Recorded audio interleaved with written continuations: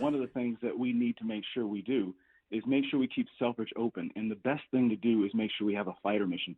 People may not realize this, but Michigan has been disenfranchised, disinvested for decades. We've lost 3 fighter missions in the span of the past generation, and we cannot lose this last one. I fear that if the A-10s leave without a fighter mission on the ramp, then we will be left behind again.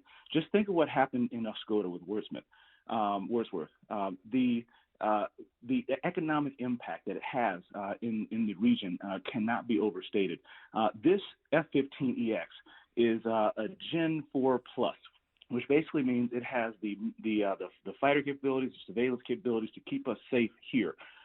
In addition to the future missions like hypersonics and robot aircraft, we believe that the F-15EX could be the missile truck that we need to keep our nation safe moving forward in the future. Congressman, do we need to make sure that we increase the capacity to build them? Because a lot of these that are being built now are already slated for other missions in other places like Portland and California and New Orleans. Yeah, that's right. This is one of the benefits of having a combat veteran, but also a supply chain nerd in Congress. When I worked with the Air Force, the very first thing I did, I had a call with Secretary Kendall, the Secretary of the Air Force. That's the top guy in charge.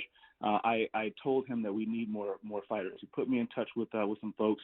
I led a bipartisan and bicameral letter to get support from the Air Force, and I learned very quickly that the biggest threat that we face are supply chain issues.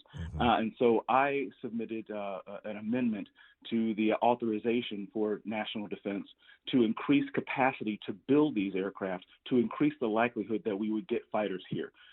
By increasing the capacity, the production rate by 8 per year, this will produce 24 total aircraft over the next 3 years, so that by the time the A-10 is slated to retire, we would have 24 new aircraft already been produced, and Selfridge would be first on the list.